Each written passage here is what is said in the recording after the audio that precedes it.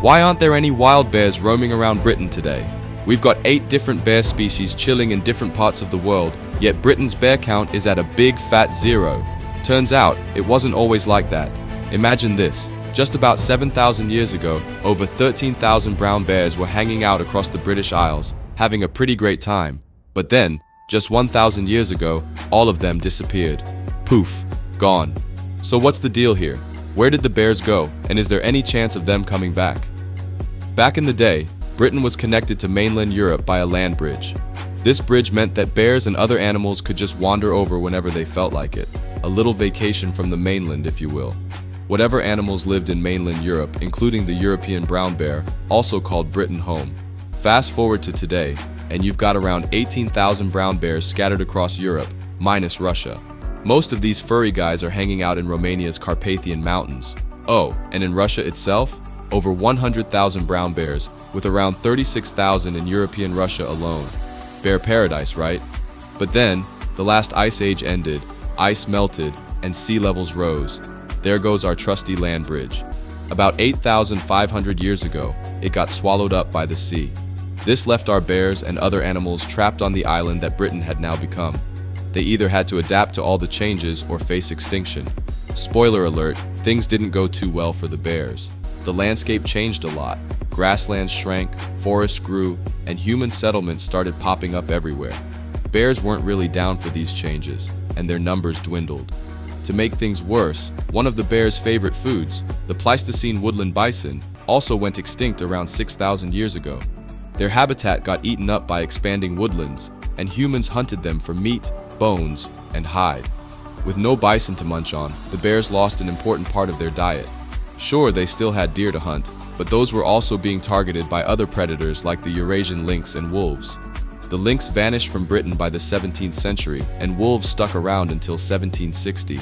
The bears, like these other predators, had nowhere to escape to. Britain was now an island, cut off from the rest of Europe, and the bears were stuck playing hide and seek with an increasingly hostile human population. Humans, being humans, weren't exactly the bears' best friends. Many large mammals died out after the last ice age, but those that managed to survive, like the bears, ended up being driven to extinction by humans.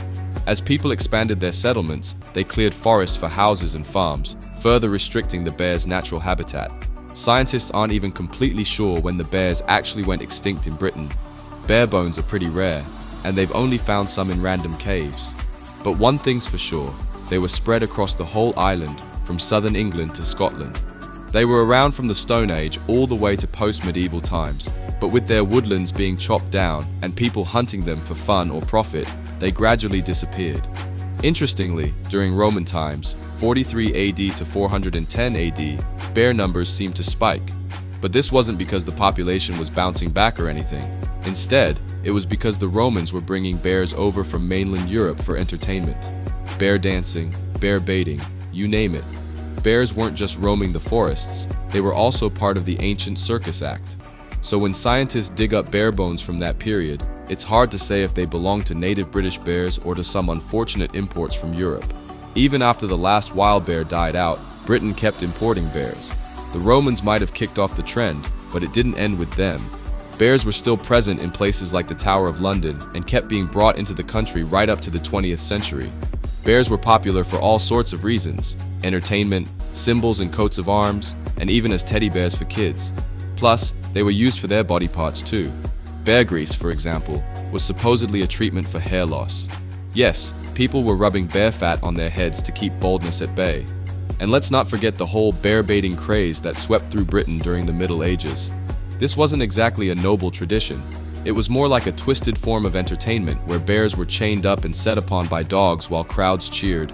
Bears were also part of traveling shows where they were forced to perform tricks. The more miserable and exotic, the better it seemed. By the 19th century, people started to see these practices as a bit barbaric, and bear baiting eventually became illegal in 1835. But even after that, bears were still brought into Britain for various reasons, not always. Better ones. So, with bears having once roamed Britain's wilderness, could they survive there now? Honestly, probably not. Britain's landscape has changed too much, and bringing back bears is more complicated than just opening the door and letting them in. The idea of rewilding, reintroducing locally extinct animals, is gaining traction in Britain.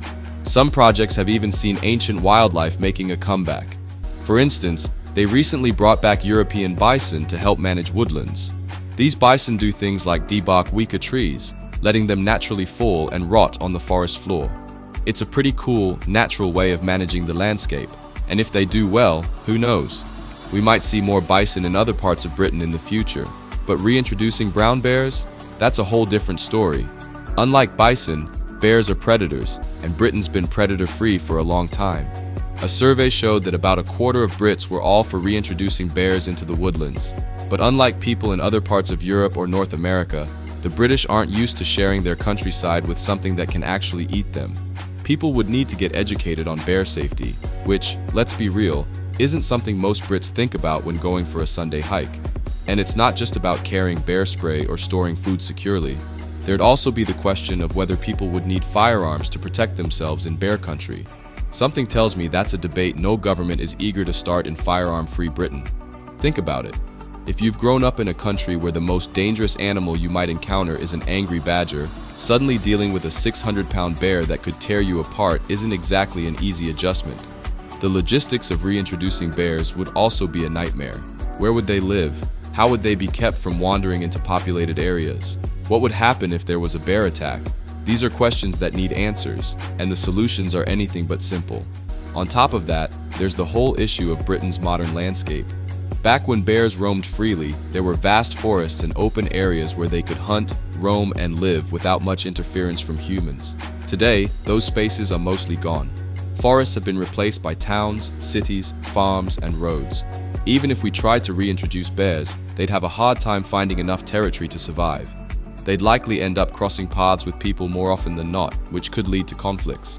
And let's be honest, bears and humans don't exactly have a great track record when it comes to getting along. So yeah, as exciting as it might be to think of brown bears roaming around Britain again, it's probably not the most practical idea in today's world. Still, if you want to see brown bears in Britain, you can, and not just in a zoo. There's Bear Wood, the UK's largest brown bear exhibit, which has 4 bears roaming around a 7.5-acre woodland alongside wolves and lynxes. It's fenced off for safety, of course, but it gives people a glimpse into what medieval British wildlife might have looked like. Plus, it's a much safer way to see bears without risking a run-in during your afternoon stroll. And let's not forget the symbolic presence of bears in Britain's history and culture. They've been used in coats of arms, featured in Celtic mythology, and of course inspired the beloved teddy bear. Bears might be gone from the wild, but they've left an indelible mark on British culture. Even today, children grow up with stories of bears, from Paddington to Winnie the Pooh, though these fictional bears are far friendlier than the real ones ever were. The story of why bears don't roam Britain anymore, and why they probably never will again. If you enjoyed this little history lesson, hit like, subscribe, and share it with your friends. Let us know in the comments if you'd actually want to see bears brought back to Britain, or if you're more of a bears belong in the past kind of person. Thanks for watching, and we'll see you next time.